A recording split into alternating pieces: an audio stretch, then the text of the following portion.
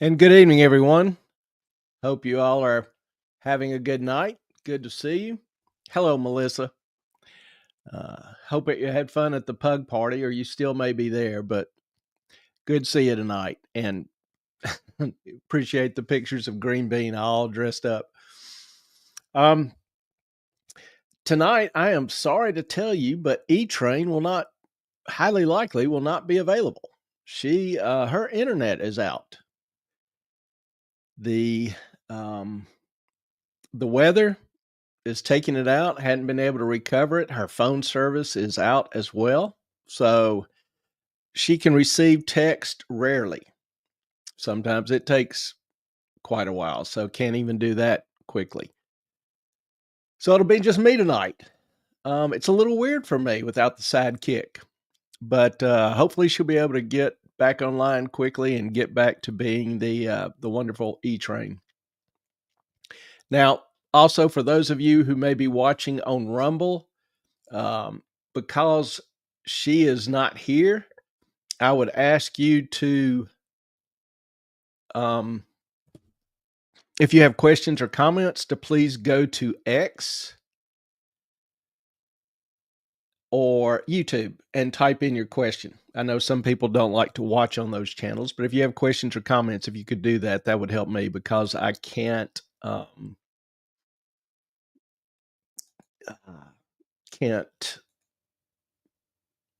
see the questions. Don't get the questions from those. I'm also a little bit awkward here because I'm trying to work out some of the things with this stupid ticker. So a lot of things going on, and it's just me tonight. So thought about postponing it, but wanted to see the family, and we appreciate y'all. Love y'all very much. And yes, Melissa, she has got to get that on her generator somehow, some way, or get some sort of Starlink satellite service or something that is a little bit more reliable. She's been having trouble with communications at the new digs. So, and Jane, I think, is out and on her way back home. Hopefully, she'll be able to jump in when she gets back in. So, good Lord willing, water don't rise. But the show must go on. Something along those lines, correct? The couple things I wanted to throw out for you is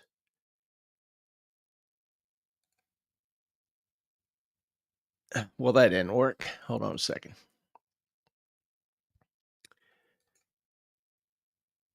We have made some changes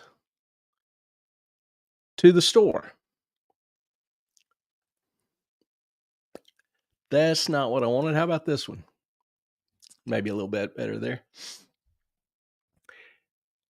For those who are new, may not know, we do have an Amazon store, and with a number of different categories. Ellen added, some of these, the everything else category. But if there's something that you order regularly, if you'd let us know, we'll, add it to the store. It's just kind of a way you can kind of help support the channel. There are some modest costs to this. And being the grubby capitalist I am, I'd like for the channel to kind of pay for itself. So you can help us out without, it won't cost you anything additional if you order something regularly from Amazon. So just wanted to throw that out. And then we hope to be getting a store up with like some of the hats, some shirts, some other gear with our motto that I love: stupid should hurt. I actually probably ought to throw that up too. As y'all can tell, I do miss E-Train. Here is the hat. Obviously the front with the familiar logo, and then on the back, the channel motto: stupid should hurt. So Quite a few of y'all have one of those, and we've gotten good feedback from them. They're actually pretty good hats. So we hope to be able to get some more of those in and get them turned around again, or have the store and you can order direct. Now, tonight, finally, had some suggestions on topics, which we dearly love. And one of them was to discuss how do you find the Amazon store? It is amazon.com/shop/Moffat on Money. So remind me, and I will throw that up again during the show or near the end. But we appreciate it. Now, so had a suggestion about covering Bitcoin. It's obviously been in the news. Some of y'all are actually investors or purchasers of Bitcoin. I am. And it's a topic I find almost endlessly interesting because it is so different. And so tonight, we're going to talk about Bitcoin. Dive a little deep into it, maybe. Is it digital gold? Is it revolutionary tech? Is it just another fad, a financial fad? So we're going to be tackling a question that has gotten a lot of discussion over the past month, probably. A question that's been buzzing around in financial circuits and the markets louder than the buzz in an old Windows computer. Anybody, y'all remember those when you try to start them up, that thing would grind and cough and sputter and spin and make this grinding noise, and then finally you would see some code start to come down the screen? Anybody remember enjoying that, being amazed by the marvel that it was at the time in the early 90s? Well, it's March 15th, 2025, and Bitcoin's been through a lot of hype, a lot of crashes, and kind of everything in between. So we'll take a look at Bitcoin's roots, its highs and its lows, and whether or not it has a place in your wallet or your worldview. The bottom line question is really, does it still offer value to the masses, to the average Joe? Well, let's kind of find out.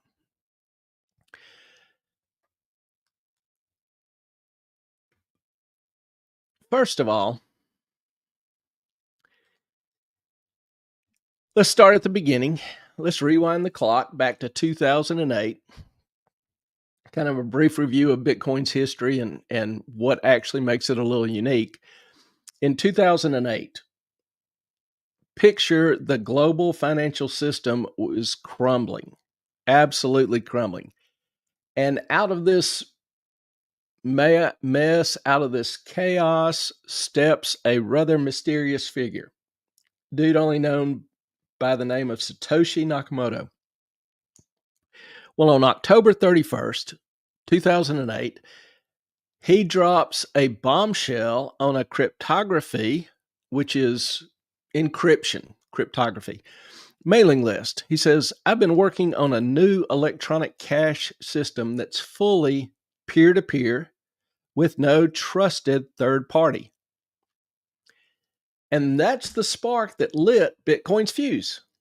But why did it matter? First of all, peer-to-peer means person to person. You don't have to go through an intermediary. Right now, if you want to do a banking transaction, the bank has to know you and have all your personal data.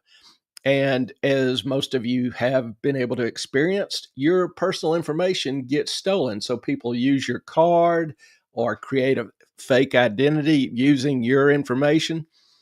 Well, they hack these banks' computers and steal personal information. Most of your personal information is somewhere out there on the dark web. Now, I'm not going into how to recover that or find that, but it's out there and it's not difficult to find, much less put to use.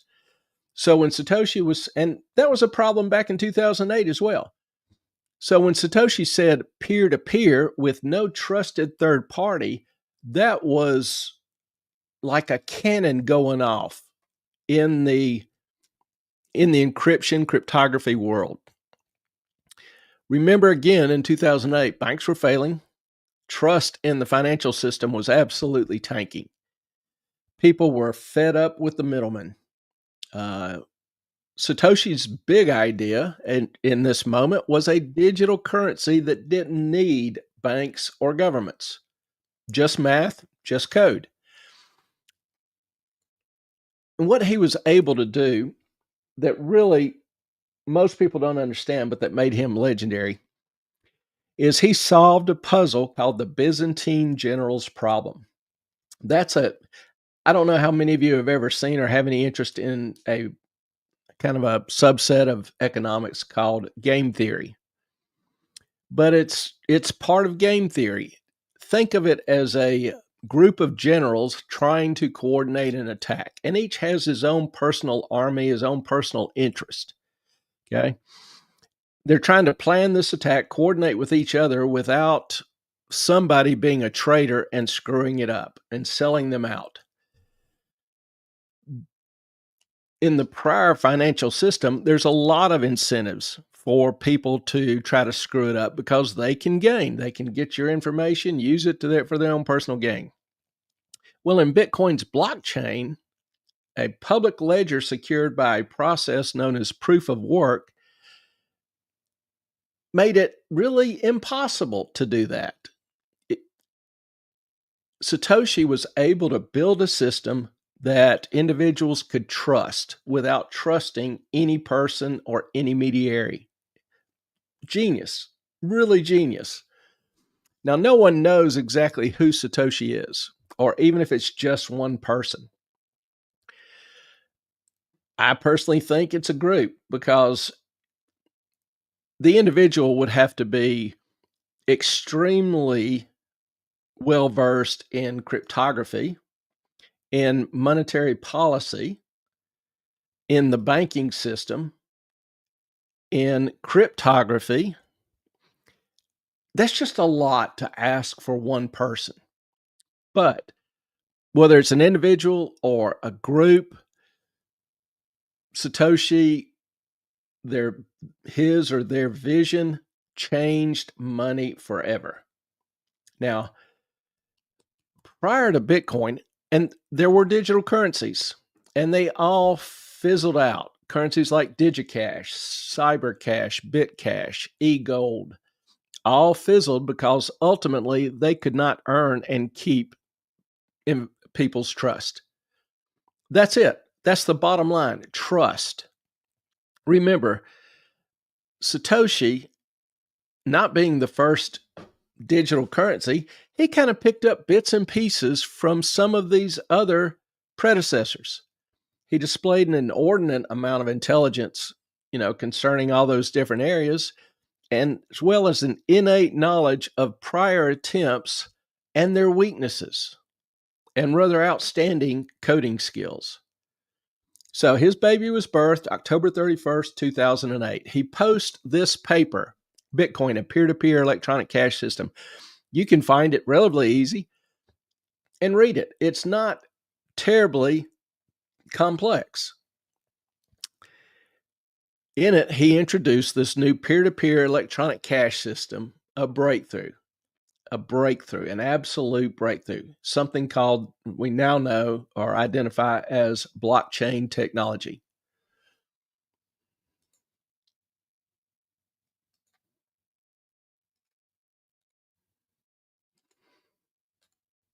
Whoops.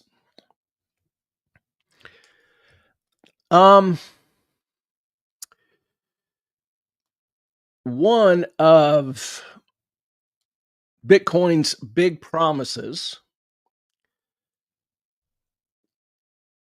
was that it offered the ability to conduct business transactions over the internet without compromising your personal ID, offering lower fees, more efficient performance, quicker performance, and ensuring trust. Now, Satoshi didn't invent the idea of business online. In fact, Pizza Hut, to the best of my knowledge, was the first to try to conduct business online using the internet. Now, they had no means to pay for it, Payment was due upon delivery. But they were the first to come up with this site they called pizza.net.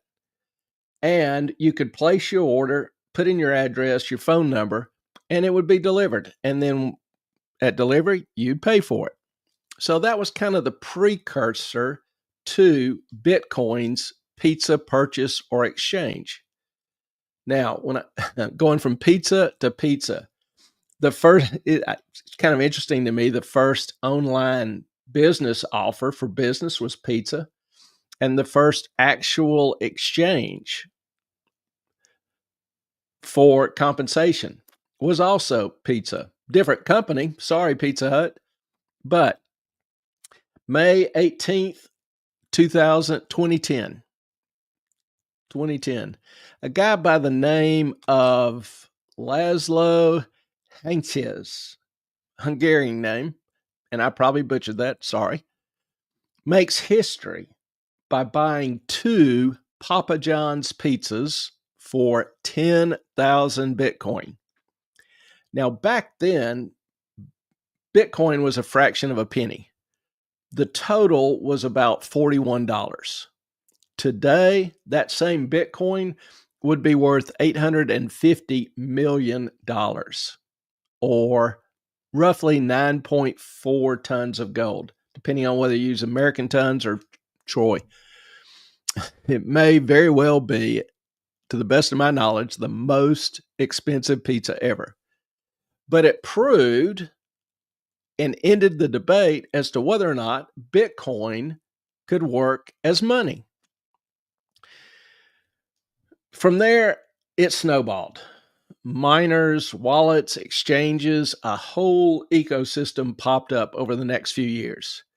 It wasn't all smooth sailing. There were a lot of concerns over energy use, over scalability, how to make smaller purchases with it. Some claims of money laundering, criminal activity. Y'all are probably familiar with Silk Road. It was a kind of an online Amazon. And the guy who was running it, Ross Ulbricht, apparently Silk Road was used to sell illicit drugs. Ulbricht didn't really control what was listed on it. He let anybody list anything, but he was arrested and sentenced and convicted. He was just recently pardoned, served, I think, 10, 12 years, something like that. So it wasn't all smooth sailing for Bitcoin. Still, Bitcoin promised something radical: a trustless, a permissionless way to move value. Trustless. You didn't have to trust the other person. You didn't have to trust in an institution. The trust was placed in the code, in the program. You didn't need anybody's permission. Nobody could stop you. The bank, the government, you did not need their consent to enter into a transaction anywhere in the world. No banks, no borders, no possibility of any leaks of your personal information. Just you and the blockchain.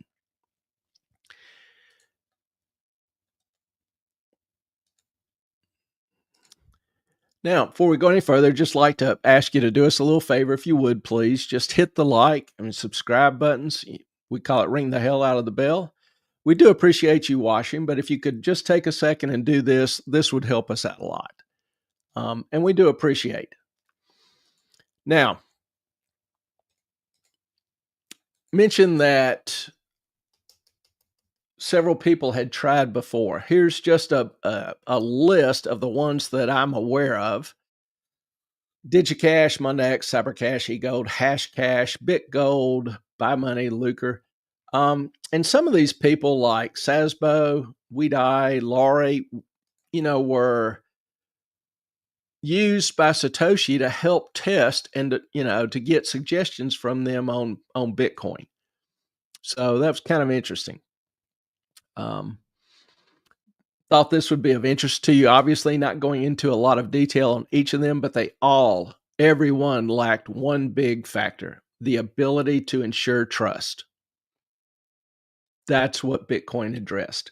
Now, I alluded to the Byzantine generals problem. Again, from a game theory or computer networks perspective, you've got a distributed network, different generals, all of them solving communications problems and trying to achieve consensus, get all of them working in a coordinated way towards the same goal, regardless of their egos, regardless of, you know, whatever other influences they may have. The goal with a trustless, permissionless system is to eliminate traitors, generals who, in other words, would disrupt the plan. So the loyal need a system to generate consensus and coordinate. Bitcoin did it through a rather ingenious combination of cryptography and consensus. Getting the goal is to get everybody to agree on a plan without trust. They don't have to trust that anybody else will do the same. The system requires it.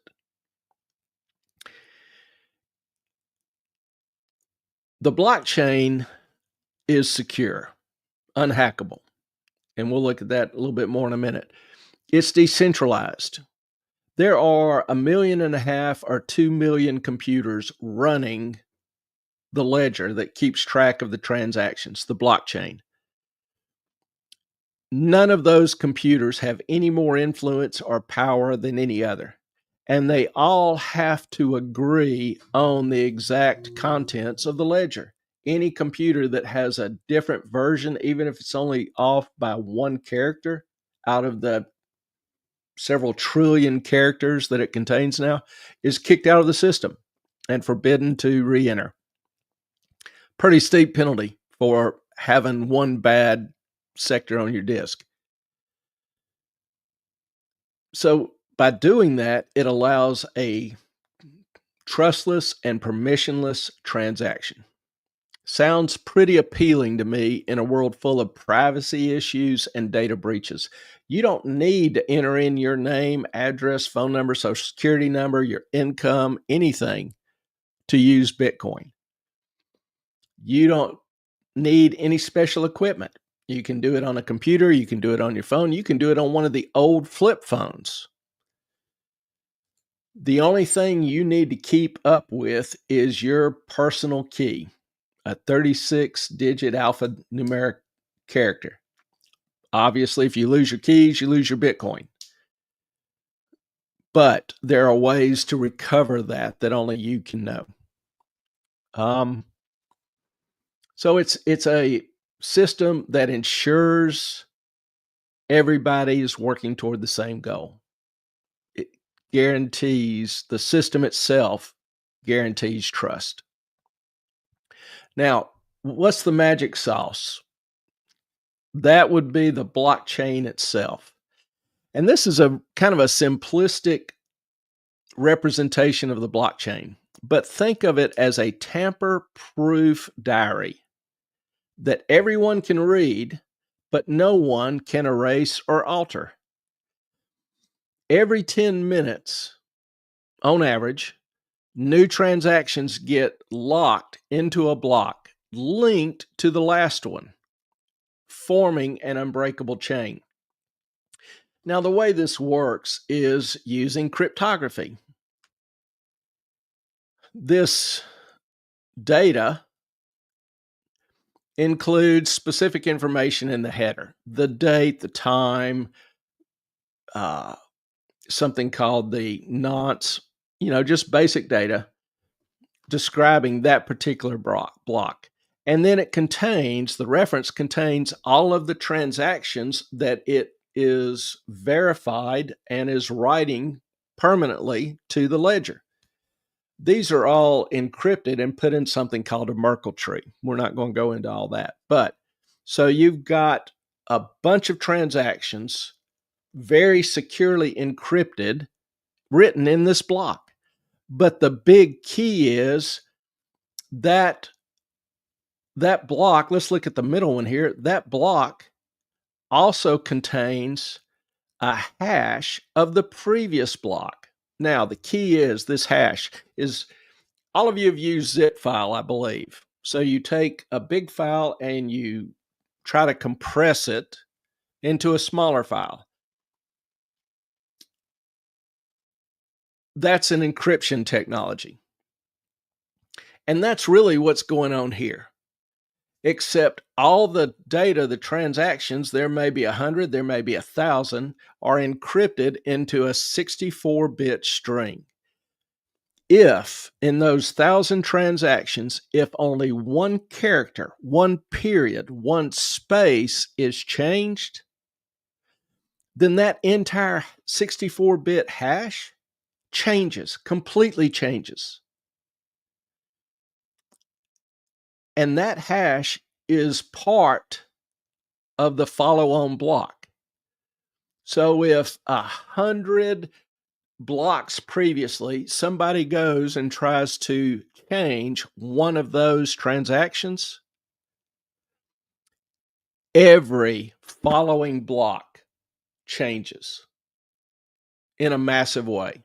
Huge, huge difference. That's when the particular computer or node is identified and kicked out. That's what makes the blockchain unhackable. This kind of data storage is so secure that the Defense Department is moving a lot of its classified information to a blockchain because the encryption process itself is near impossible to hack. And if it's being altered or changed, well, you can't do it without blowing up the whole blockchain. So that makes it an extremely secure way to store data. That's what makes it tamper-proof. Now, it's also decentralized. No one owns it. The only way to hack it would be to hack 1 million computers simultaneously and change each one at the same exact second, which is impossible. No one owns it. No one controls it. And one thing it does, because there's no fee, there's no permission, there's no credit check, there's no initial deposit required, it opens up to literally everybody in the world, the 2.5 billion people in the world that don't have bank accounts. It offers them a way in. It offers them a way to access financial systems, to engage in financial transactions, to try to save money so that they can use it to purchase things later. So it was an incredible innovation, incredible revolution that still its full potential has not been tapped. It's still generating more and more innovation. Now, don't let me lead you wrong. It's not all sunshine. You know, Bitcoin still has critics. One thing they argue about is that Bitcoin, quote unquote, guzzles energy. Think, small country levels of electricity, fair amount of electricity. Now I kind of laugh when I hear this complaint because it's not really the problem that the critics claim. It does use a lot of electricity, but it uses what is generally free electricity that would otherwise be wasted. Because obviously the expense of that kind of electricity to run a small city would be inordinate. China, for example, has a ton of mining operations. Miners are computers, dedicated computers that do nothing but run the Bitcoin algorithm and store the general ledger. Remember, I said there are 1.5 million computers out there? That's what I was talking about, the miners. If you're storing the general ledger, you're maintaining a copy of the general ledger, then you have a chance to earn Bitcoin by solving this computer problem every 10 minutes. If you solve it, you're paid in new Bitcoin. That's how Bitcoin is created.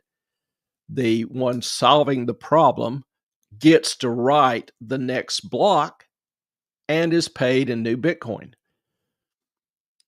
It's also moving toward where it's paying fees to every computer that's maintaining the blockchain. So that's another income stream. Now, energy. China is one of the biggest countries in terms of mining. I mean, there'll be warehouses with 10,000 of these miners just stacked on shelves, plus the air conditioning required to keep it cool. Now you think that's a huge energy drain, huge energy suck. Well, the beauty of it is China has built hydroelectric dams in western parts of the country where nobody lives. So they generate tons of electricity that nobody uses. Perfect opportunity for Bitcoin. People in the Dakotas, Texas, Oklahoma, or if you've just been driving through, you probably passed some oil fields and seen the gas burn-offs, methane, just sitting out in the middle of a field, this flame. Well, miners will take a cargo box, like you see of the shipping container on the big cargo ships. After a while, they'll, sell those off, get rid of those. So you buy one for a couple $1,000s. You move it next to one of these flames, you tap the gas off the flame, use it to heat up a boiler. The boiler then runs a steam generator, which produces electricity for free. And in this cargo container, you have, 200 mining machines. Again, free electricity. So even though running these machines, keeping them cool, uses a lot of electricity, it's not electricity that really the miners have to pay for. It's free electricity or very, very cheap electricity. So it's not really a problem. Now, scalability is kind of an issue, or has been previously. Visa, for example, processes thousands of transactions per second. Scalability. Bitcoin does about 7 transactions per second. And like any currency, it can be used by hustlers.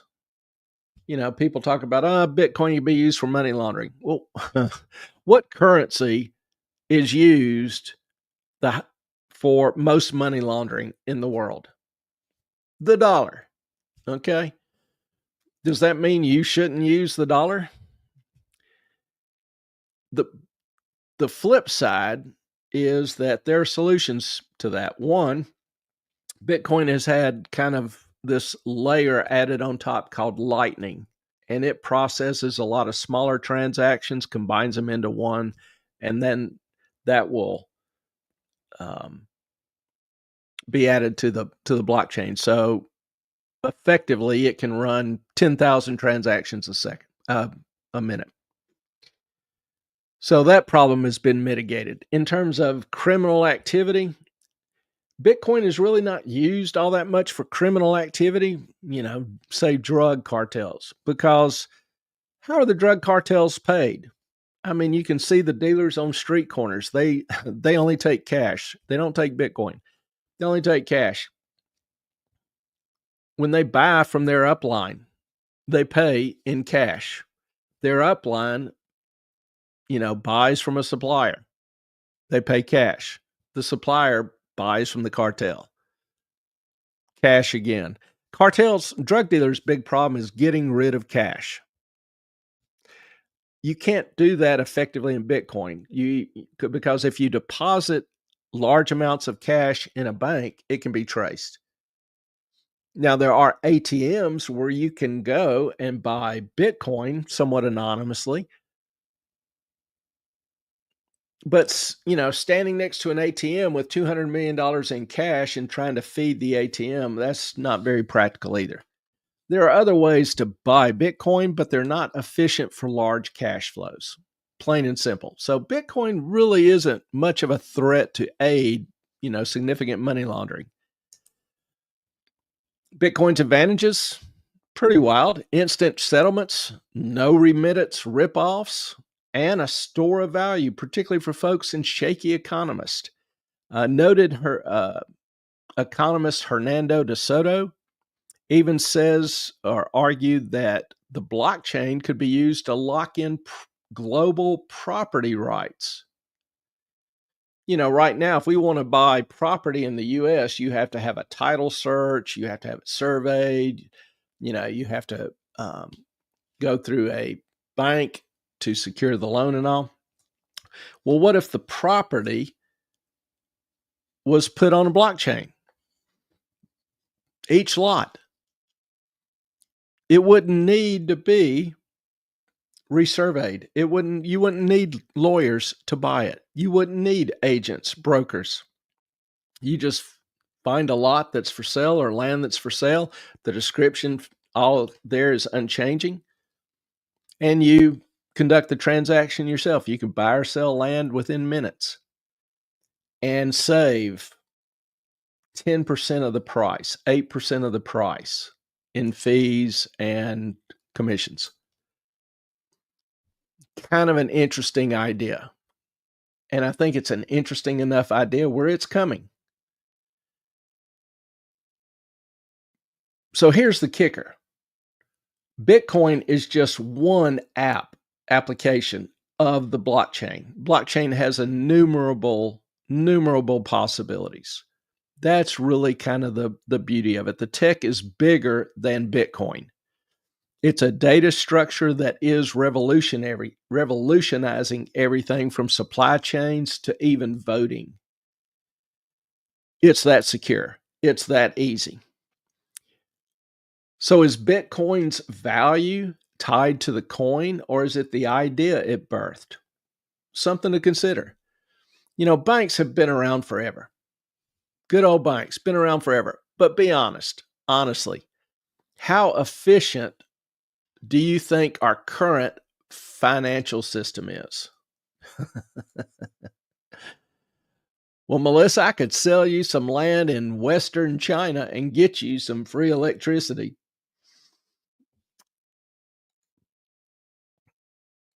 It's out there. Or if you want to live in the middle of Oklahoma next to an oil well,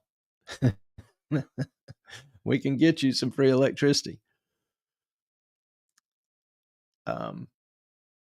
What's that TV show about the oil man? Oh, with Billy Bob Thornton. I can't think of the name of it, but it's not altogether a horrible show.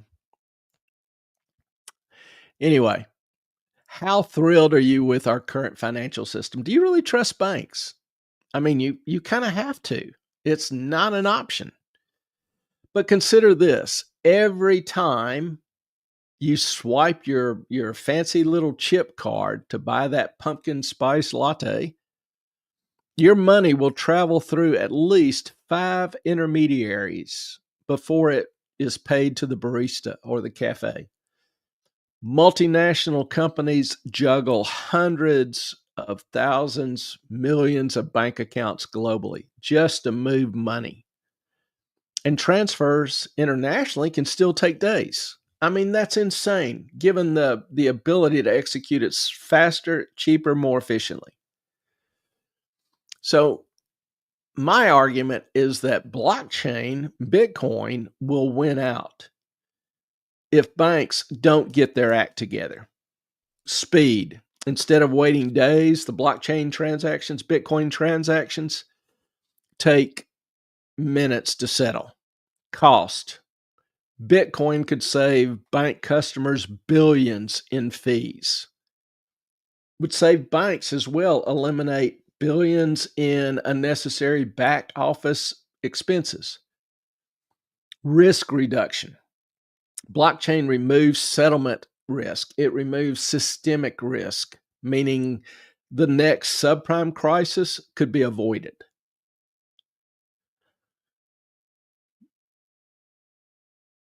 Does that have value to you? That's really the ultimate question. Now,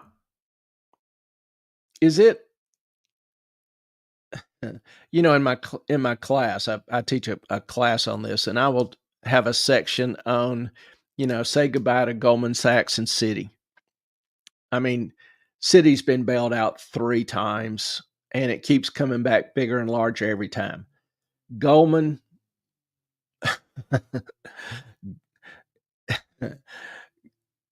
Goldman is just corrupt, but they're really good at it. They're really good at it. Um, but is it possible to have a future without Wall Street?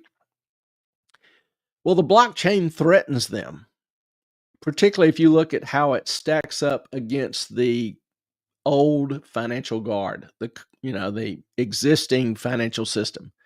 Picture the global monetary system if you want. You've got trillions of dollars kind of zipping around daily all over the world. The really beautiful part is it is running on 1970s mainframe and paper checks, paper receipts. You tap your fancy little card for the latte, but it bounces through 5 middlemen before the barista ever gets a dime. Wires take days. If you've got a worker in LA trying to send money back to his family in Guatemala, he has to pay 11% in fees.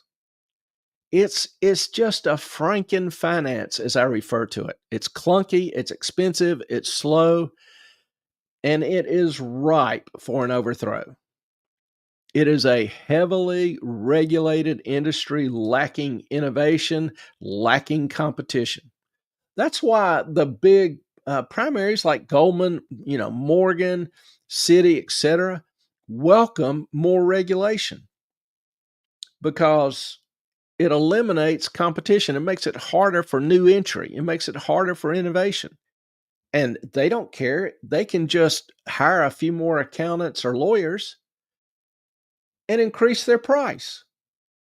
So they're like, bring it on. You're insulating us from competition.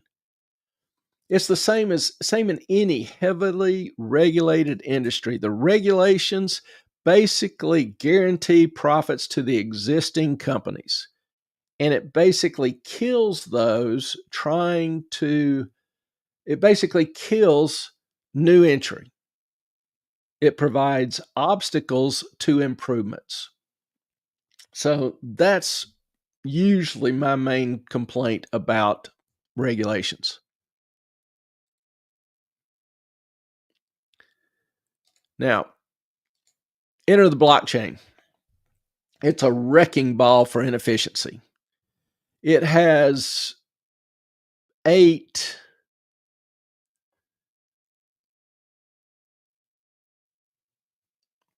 specific, I guess, virtues. Take, for example,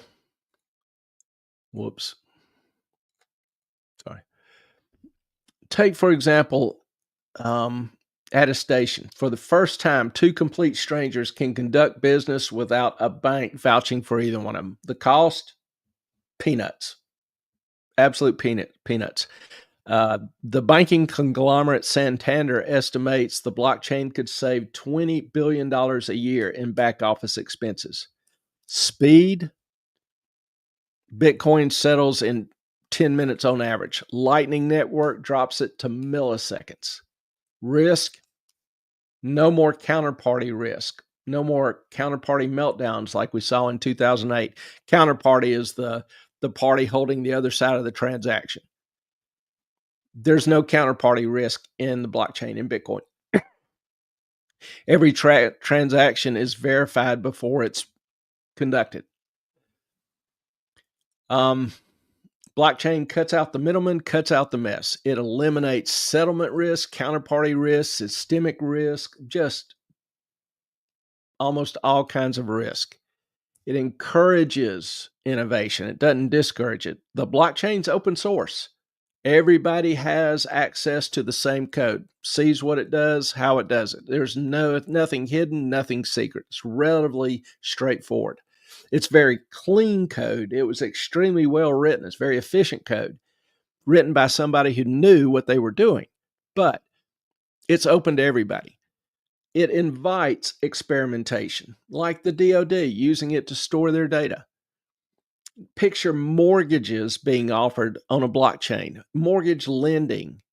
You no longer need credit scores because your history is available on the blockchain. Now, when I say your history, blockchain is transparent, but it is a number that people see. You have your private number, your private key. Well, you enter in your private key to access your account.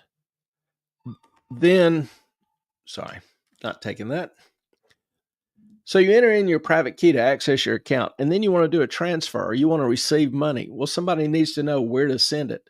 So the code takes your private key and encrypts it 5 different times, 5 different ways using extremely secure encryption technology invented by the NSA.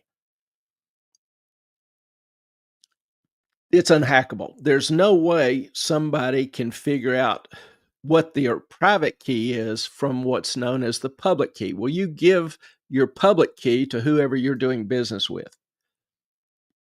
They send the money to that public key, and it ends up in your account. Boom. It's that clean. So the transaction is quote unquote public, but it's from one number to another number, one public number to another public number. There is no private information available or discernible. You cannot take the public number and back into the private number. If you have the NSA's supercomputers, they probably can do it, but they'll have to dedicate that supercomputer to that process, and it'll take a couple of days. So it's virtually unhackable. Now,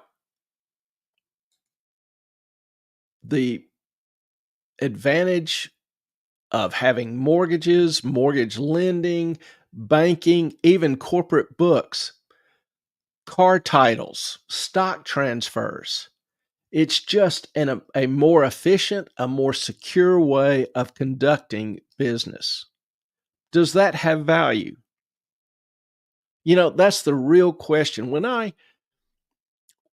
look at investing, my own views, if I'm asked to value an asset, I'm all about the cash flow. I'm looking at how much cash that investment, that stock, that company, that derivative, whatever, is going to produce. And then I value it accordingly. But if I'm looking at potential new investments, I don't give a flip about the cash. I care about the future. And so I look for things that people value and will continue to value. Does this make them happy? Does this make their life better? Is it a more efficient way of doing things that need to be done? All right, a good example is Peter Lynch. Peter Lynch is one of the greatest managers of modern times. He was the manager for the Fidelity Magellan Fund, took it from a small little obscure fund into the largest equity fund in the world, $20 billion or something. Brilliant, brilliant manager. Well, he recounts the story of one time going into a drugstore with his wife. And back in the day, women would wear pantyhose, but they were kind of inconvenient to obtain. They would have to go to a department store like a Pizitz, a Dillard's, a Macy's, whatever, to buy the pantyhose. And they were, a little expensive. Well, he was sitting there at the counter waiting on her, and she bounces up and she drops like several eggs, 3 or 4 eggs on the counter. And he looks at her and, picks up one egg and goes, "What is this?" And she just smiles and goes, "That is the greatest thing. That's pantyhose. They're good pantyhose. They fit perfectly and they're cheap."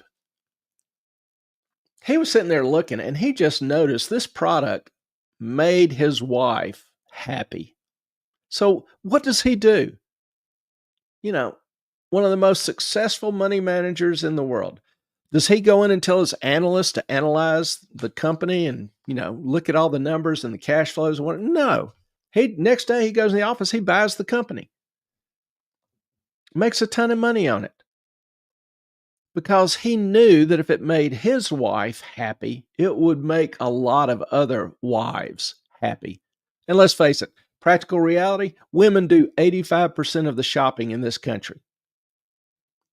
So if if you have any concern about, people wanting your product, find a way to make women happy. They'll buy your product. That's really all it takes. Buffett, that's really the kind of things he's looking for. He's looking for value in terms of how people perceive it and need it. He doesn't try to continually digest and predict 5, 10 years out of the cash flows.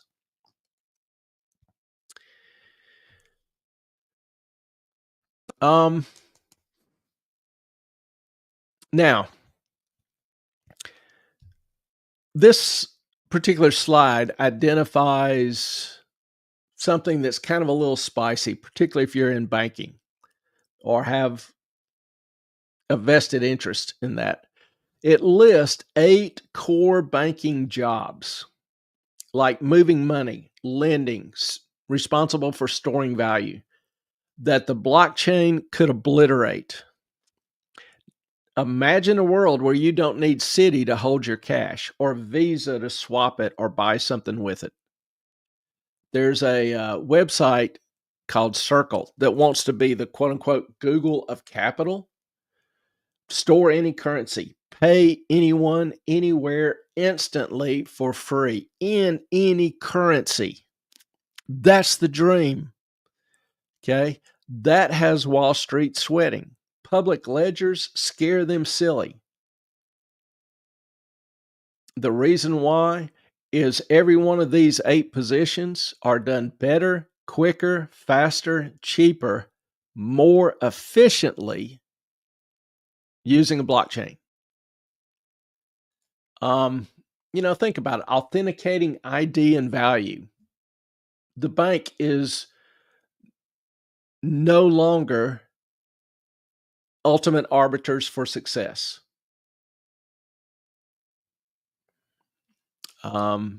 Moving value. It's no longer necessary to move money around to prevent double spending. Storing value. Banks are no longer repositories of value. For those, they've been paying 0.5% on savings. This while inflation is 3, 4, 5, 9%.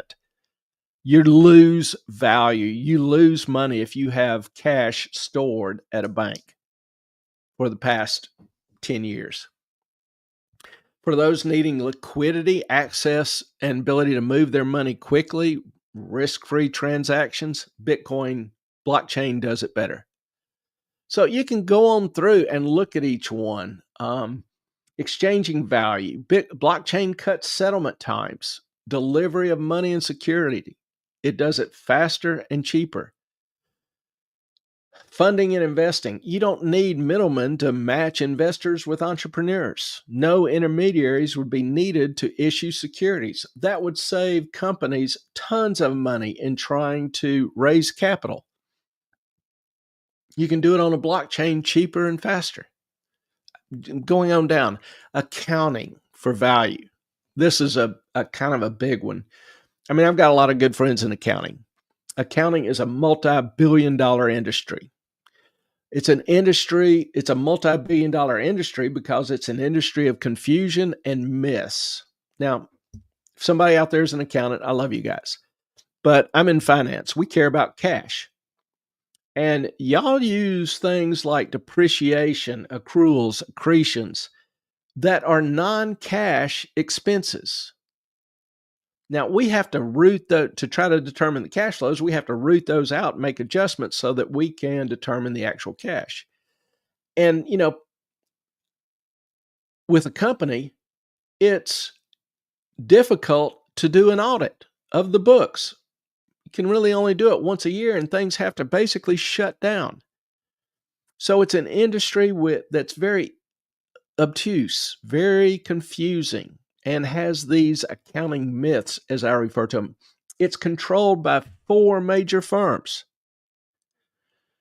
Well, my belief is that traditional accounting practices will not survive the velocity of change, the complexity of modern finance.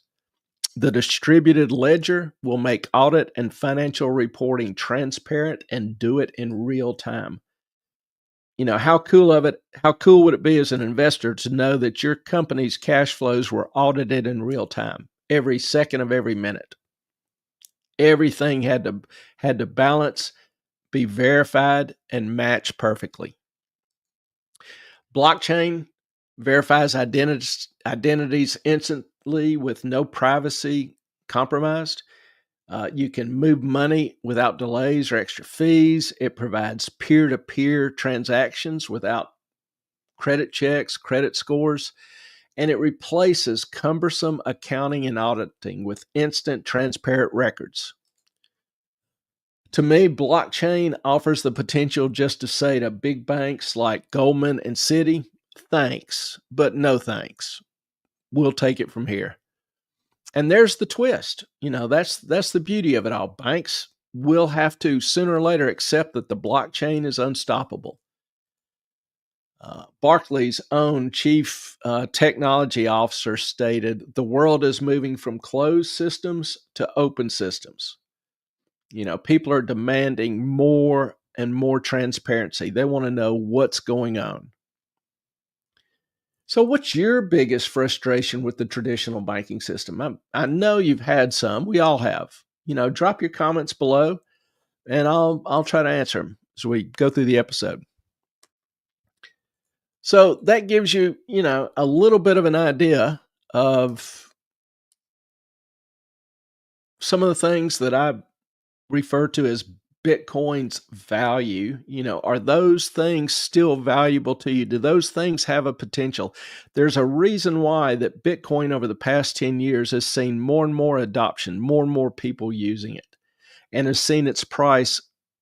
It's volatile, it vibrates, but seen its price continue to go up. Now, the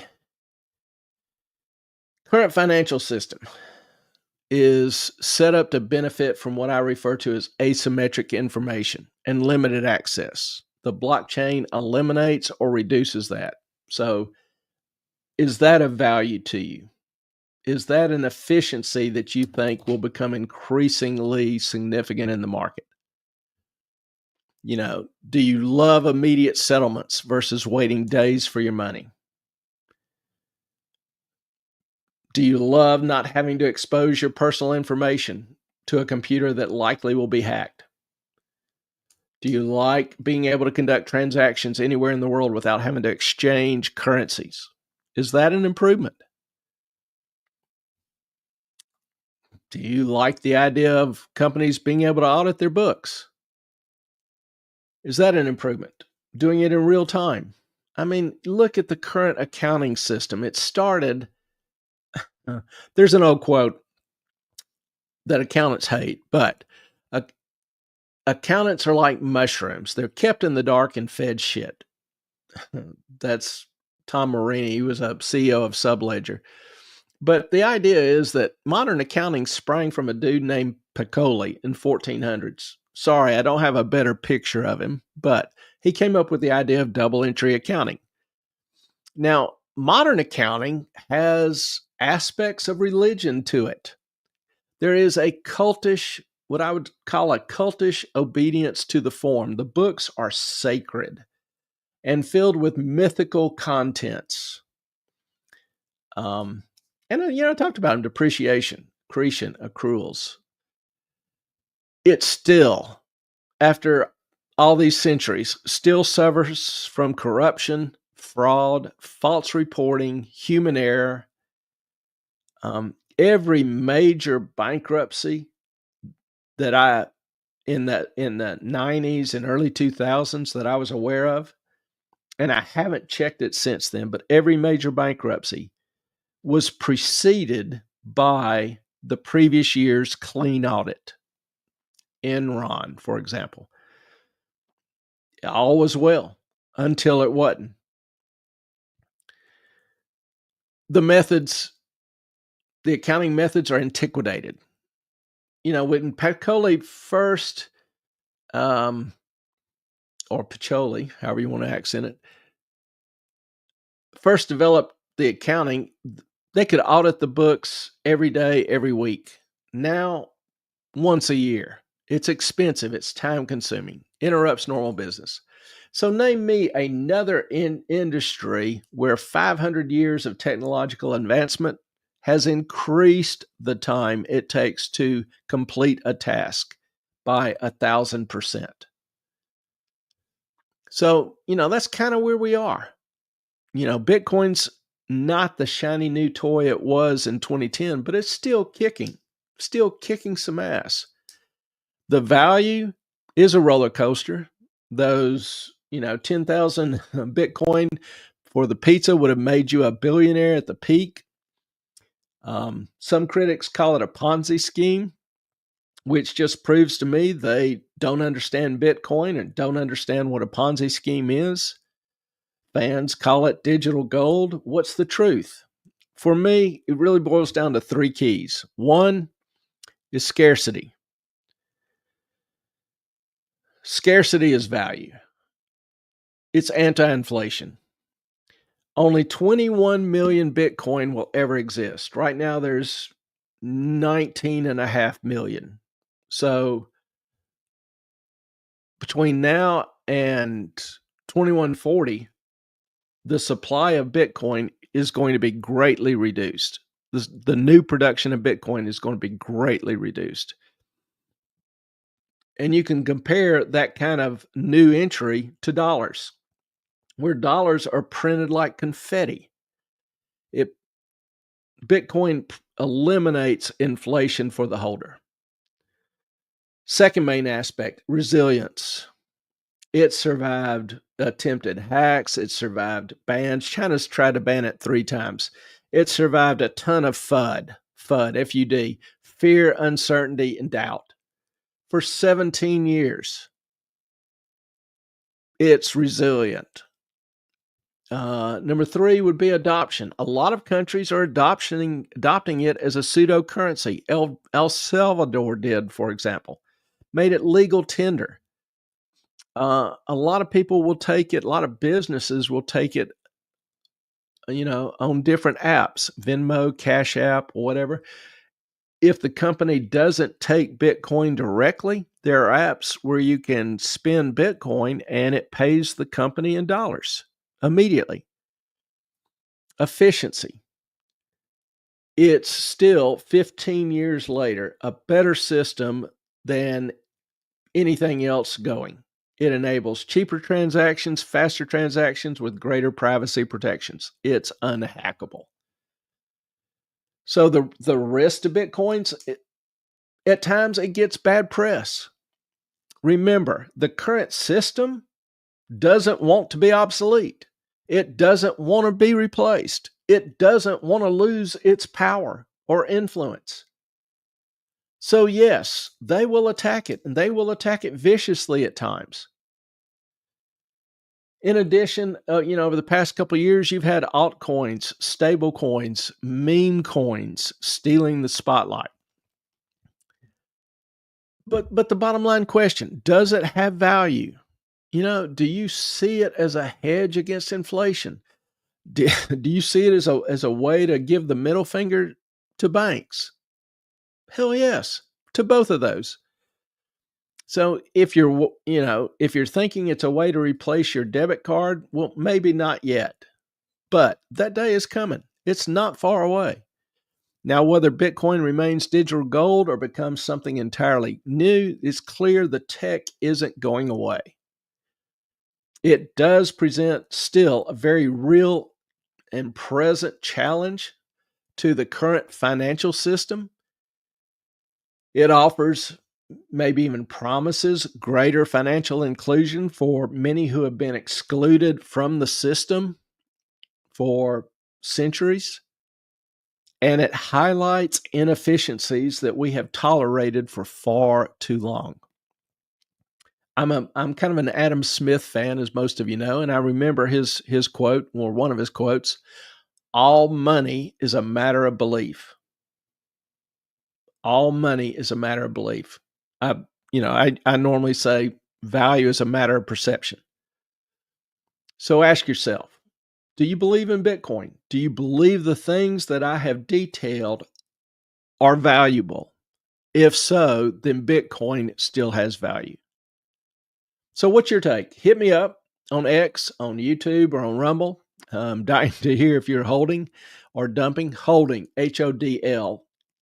holding, holding on for dear life. It's an acronym used oftentimes in the Bitcoin community. Buy and just don't sell. So before we wrap this section on Bitcoin up, anybody have any questions for me? Like, or suggestions, like, how do I make this better for you next time? Is there something that doesn't make sense, you don't understand? Let me know.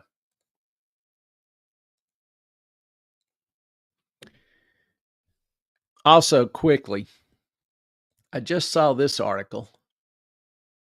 Let me get it up. And I've talked about this previously, but this is kind of the first major article I've seen on it in the media. Russia using Bitcoin for oil trades with China and India. Remember, Biden kicked him out of the dollar, the SWIFT network. And I mentioned the fact that they would use Bitcoin to conduct buy and sell oil and other international trade in. Well, damn it, they did it, are doing it. And that enables them to bypass, quote unquote, international sanctions. Ta-da! So do you think use of Bitcoin is going to grow, continue to grow? If I was a betting man, I would say the chances are good. It simply works and works better. So tell me, do you think Bitcoin's benefits outweigh any possible drawbacks? Let me know.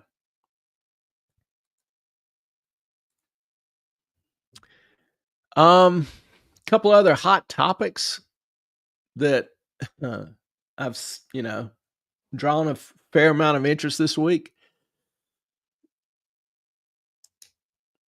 I saw actually I'm a slide behind. Y'all need to holler at E-Train. Tell her to get her interwebs back together. Okay. Y'all give her hell over this. There's 50 different things to be done here. Doge effects. Doge, controversial little topic, but housing is obviously an interesting topic that we have talked about at some length. And just following up on previous information we talked about, I don't know, a few weeks ago, Washington, D.C., I saw this week, now has 33% more homes for sale than it did a year ago, with nearly 12% fewer showings. That's a bad combination. The median price for a home is down nearly 6% in a week. Ouch. Doge's spending cuts are ramping up so quickly that United Airlines this week announced that government travel is down 50%. U.S. airline stocks have erased $20 billion in market cap. Can you say, ouch? Yeah, they're making a difference. Whether, you like it or good, bad, or indifferent, you can't argue that they're not making a difference.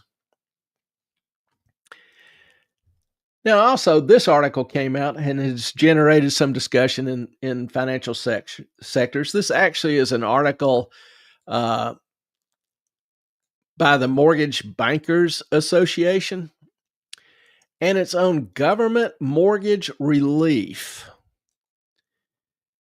Well, you know, government mortgage relief. I think, probably in the back of our minds, most of us were aware that during COVID, the government would suspend the ability to foreclose on mortgages. Well, what we, didn't really understand or appreciate for most people was that this continued. And not only that, that oftentimes the payments would be made by government or the interest in arrears would be added to the principal. So if you can't make your mortgage payment for a year and your interest expense averaged $1,500 a month, well, that's 18,000. By the end of that year, that 18,000 was added to your principal balance. And so if you were interested in starting your payments back, your payments went up.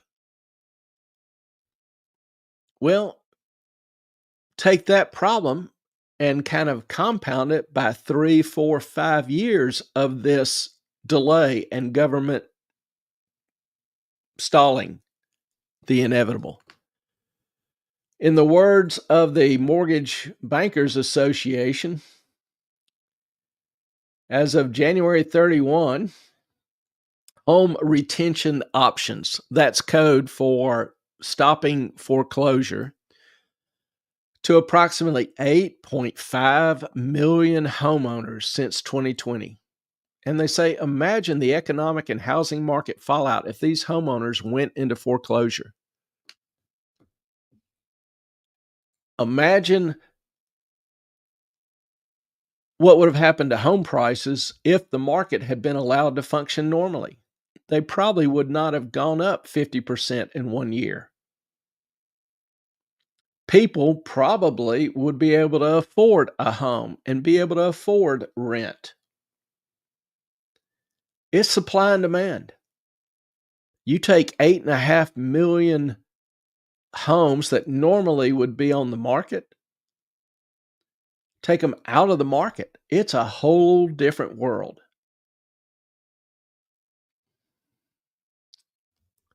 So, your government at work. Now, obviously, the people who were hurt, couldn't afford payments, were thankful that they were able to stay in their house for free for years. But who bears that cost? Somebody had to pay for that. Somebody is paying for that, and that's the taxpayer. So, and people who can't afford a house, and people who are paying higher rent, who can't find a place to rent.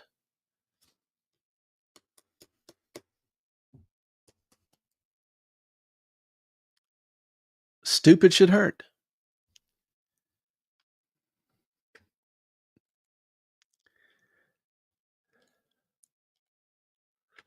Now, this was interesting. This week, on March the 12th, one of the lead directors in Bank of America's global research, Jared Woodard, made a fascinating statement. He pointed out that, and speaking on behalf of BOA, that Doge is desperately needed as the alternative to catastrophe. And his money quote in the report: the global handoff from big government to the free market may prove slippery, but it seems necessary given large deficits and bloated debt burdens. Economic growth has been enabled by unsustainable government support and protectionist policies. He goes on and he adds, it may take time for private sector job growth to accelerate. for government workers to resettle, for broad-based corporate profits to rise, and for global trade to find a new equilibrium. In our view, the likely productivity gains from a market-based economic reboot are greater than the risk. And the risk from the unsustainable status quo of debt-financed, tepid, and narrow economic growth are severe. So, in other words, he's pointing out for the past many years, the economic growth was simply due to government borrowing and spending. The private sector, and I pointed this out repeatedly. Good to see, BOA talking about it because they get a hell of a lot more publicity than I do. But our economy was funded by government borrowing. And in fact, the economic growth was far less than our amount of borrowing. That's just not sustainable. BOA in the report pointed out that 85% of job growth over the past year was in government and sectors paid for by government, like education and healthcare. This while the private sector shrunk. Again, clearly, undeniably unsustainable. The only occupation to prosper, to grow, was that of a bureaucrat. Now, so that's part of the chaos that I have been warning about for several years. Chaos is coming because transitioning, off of this government dole to a healthy private sector is not going to be a perfectly smooth transition. And I can't honestly tell you how long it will take. I hope the transition is relatively quick. I think there has some potential for it to be. But there's no guarantee, but it has to happen. Now, in terms of ending the deficit spending, I mean, the federal budget is about $7 trillion. We have about $5 trillion in revenue, taxes, corporate, individual, other fees. Well, if you look at that and look at the budget in its entirety, the budget actually divides the federal budget of the federal government divides into two main components: discretionary and non-discretionary. Non-discretionary is automatic. The amounts, the payments are automatic. Congress just has to fund it. The president has no control over it. Well, that's about 70% of our budget. And that has grown from a very small percent 30 years ago. It is growing rapidly. And the biggest expenses are Social Security and health, Medicare, Medicaid. They literally consume 70% of the total budget. The remainder of the budget, the remaining, 25, 30% of the budget is defense, transportation, agriculture, education, housing, energy, scientific research, the labor department. All of those are dwarfed by the spending on Medicare, Medicaid, and Social Security. And the non-discretionary budget is, like I say, the rate of growth is massive. And the president can't really influence that. Now, DOGE is looking at trying to eliminate some of the waste, some of the expenditures that aren't authorized or shouldn't occur under the regs of the program. So that'll help some. But the non-discretionary spending as a whole is driven by an aging population and increasing healthcare cost. Both of those are going to continue to go up.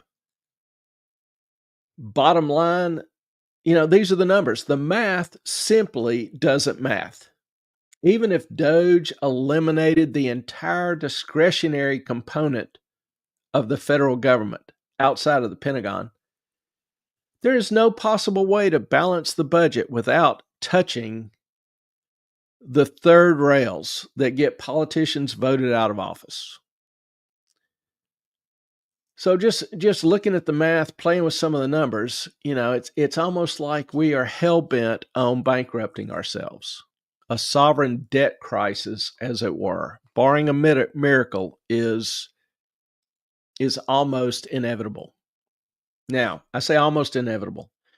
I hold out some hope that ultimately the government can be restrained and the middle class rebuilt. And that's really a big key, trying to rebuild the middle class, get upward mobility back for the poor. The issue is how quick can that occur? I mean, the middle class in the 60s and 70s, it was the main contributor to the GDP. Now, the top 20% of income earners control 50% of the GDP, funneling the increases in the wealth to them because the increases are in real estate and finance, which both have taken over GDP, contributions to the GDP, services industries. Manufacturing has just keeps shrinking. And this is what has left the middle class out of the pie. Now, that's ultimately the reason for the tariffs, to try to make manufacturing in the U.S. profitable and advantageous again. Now, we have for the past several decades, in my opinion, been engaged in a race to the bottom, allowing other countries to use their tariffs to limit American access, pegging their currencies to keep their products cheap in America and American products expensive. Requiring U.S. intellectual property, designs, manufacturing process, and techniques so they can steal our designs and expertise and then manufacture the product cheaper and put U.S. businesses, U.S. companies out of business, like solar panels. We started that industry. We were the sole producer. Wanted to enter in China, they got our intellectual property, started producing them and dumping them on the U.S. markets, drove all the American manufacturers out of business, and then they hiked their price through the roof. The one-way transfer has to stop. We have to recognize that international trade is not free trade. And we have not benefited. If you're talking about the poor and the middle class, the upper class has done quite well. And this is slowly, my opinion again, slowly destroying the country and our ability to compete. We have got to change that, got to turn that around. Looking at the tariffs, there are strategic considerations. For example, if we went to war with China, we would immediately lose 100% access to pharmaceuticals like antibiotics. How cool would it be if there were zero antibiotics available in the U.S. for years? We would lose access to rare earth materials used in electrical motors and batteries. How cool would it be if we were no longer able to produce or repair motors and batteries? That's one reason why Trump is so interested in Greenland. They have significant rare earth mineral deposits that Denmark doesn't allow them to develop.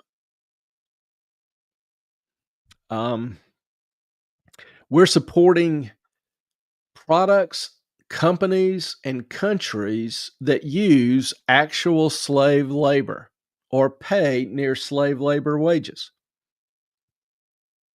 Bottom line, do you think it's important? Honestly, do you think it's important? Do you think we need to be able to manufacture essential goods and services here without relying on anyone else? I would answer that yes. I think we do need to have the ability to be self-sustainable, because there may be times when we don't have a lot of friends in the world. Practical reality, especially when we're cutting off the money supply to so many different areas, and we've got to cut it off. We can't afford to pay for DEI scholarships in Burma, but we just can't. And people out there argue the tariffs won't help. Honestly, so the history and the numbers tell a different story. During 2017 to 2019, before COVID, we had double the economic growth we did in the year prior. For the first time in 40 years, income inequality dropped. The lowest earners had higher gains than the highest earners. 40 years since that had happened. Manufacturing jobs soared after dropping the previous year. If in addition, since Trump was elected, there have been a steady stream of companies. I've listed just a sample here of companies stating they're going to move production to the U.S., open up new plants, expand production in the U.S. TSMC, the world's largest semiconductor manufacturer in Taiwan, 100 billion has announced a $100 billion plant. Stellantis is going to reopen its Illinois plant. Honda is moving to Indiana from Mexico. Hyundai is planning more expansions, particularly in its Alabama plant. Samsung and LG both are moving plants from Mexico. Apple announced a $500 billion expansion of manufacturing capability in the U.S., moving it away from China, Vietnam, Indonesia. GE announced $1 billion in new manufacturing ability. Diego, 415, Eaton, ABB, Saudi Arabia has announced it's looking at $600 billion worth of investments in the U.S. in manufacturing.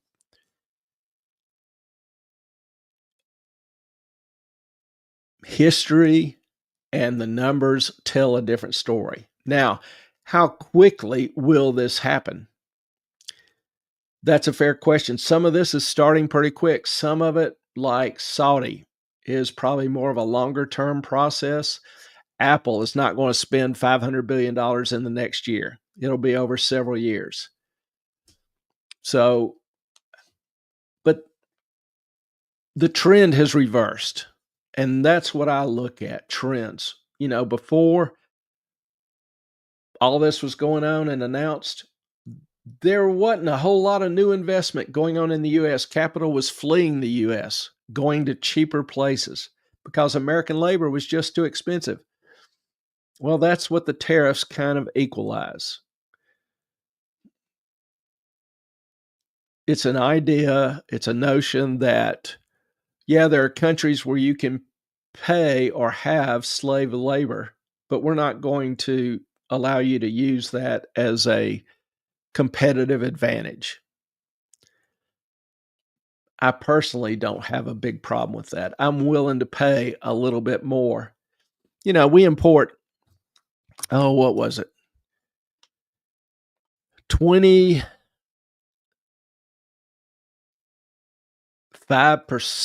of our imports are, for example, from China. And China's getting hit with, let's say, an average 25% tariff.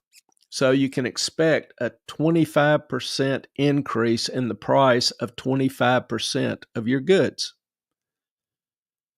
So roughly 5 or 6% increase in cost. Out of every dollar, you're going to pay 5 cents more for if you buy the same imported goods. The flip side is if Trump is successful and gets his tax cuts through, et cetera, even eliminates the income tax, you're going to see a 10, 15, 20%, depending on your income, 10, 20, 50, 20% increase in your disposable income every month. It looks like he's already going to get the tax on tips and Social Security eliminated. That's going to help a lot of people who currently are struggling. So net, if that occurs, and I believe it will, people will at the end of the month be far better off with the tariffs. But we'll see. So stupid should hurt. It's not just a Moffat on money slogan. Um,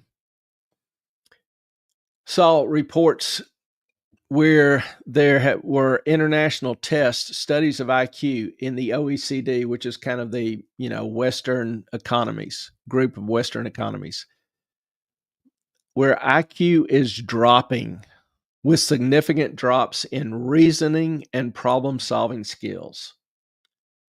Such skills, reasoning capability, have been falling since 2010, roughly.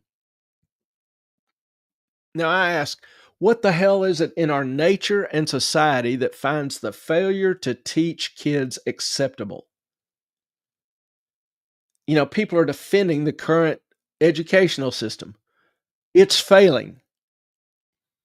What is it that makes us willfully ignore the dumbing down of society?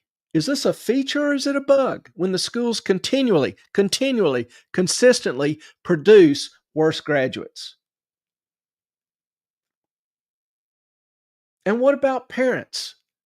Parents, where the hell are you?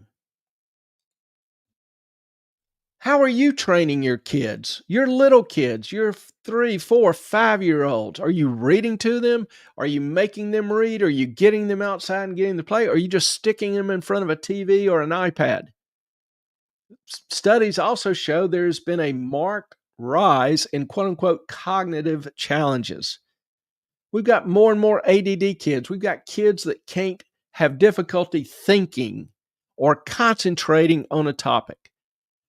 The number of kids having trouble learning new things is turning vertical. The charts, the graphs, look at the direction, change in slope. We are training kids not to focus, not to be able to learn, not to concentrate. Parents, what the hell are you doing? We're teaching them not to read, but encouraging them to seek constant stimulation, using the TV, using the iPad, using the phone as a babysitter. And the kids suffer. Their future is greatly impaired without the ability to concentrate, without the ability to reason, without the ability to learn new things. You are dooming your kids.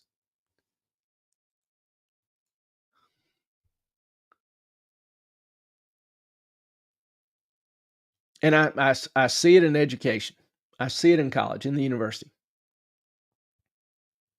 Kids are having a harder and harder time thinking and learning new things.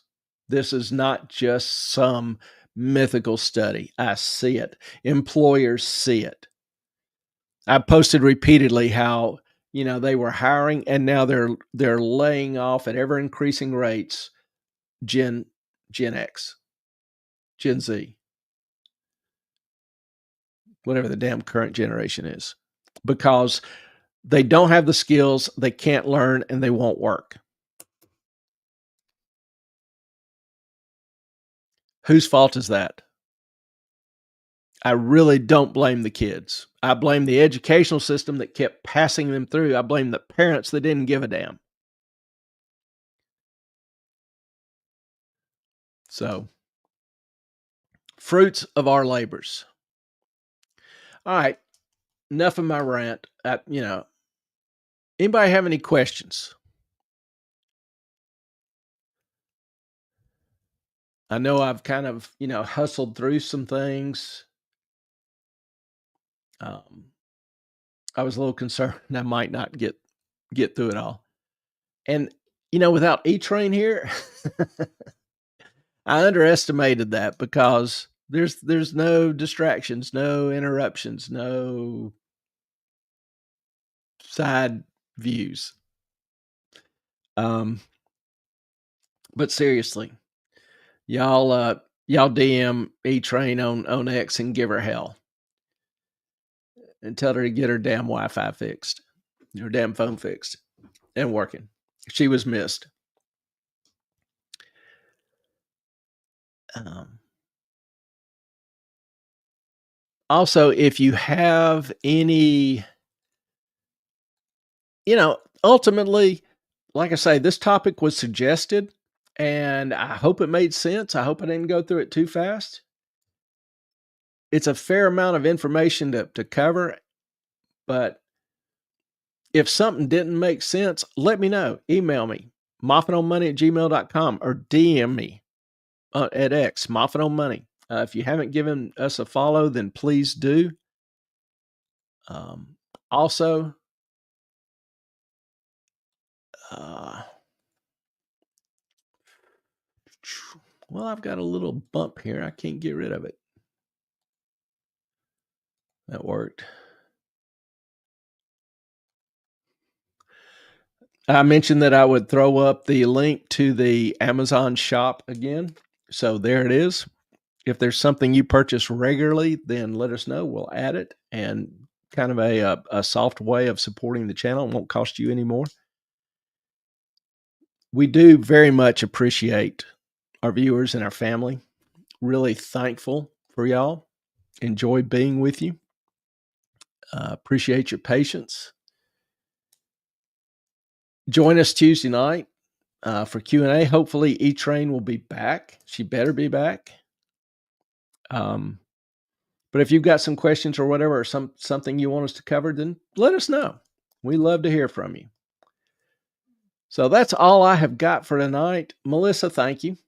Appreciate your support, your encouragement. She is one of the longtime members of the family and much loved. A couple others, couldn't be with us tonight, but hope to see them Tuesday night. So that's all I've got. I appreciate y'all. Hope y'all have a great rest of the weekend. My time is up. I thank you for yours. Good night, y'all.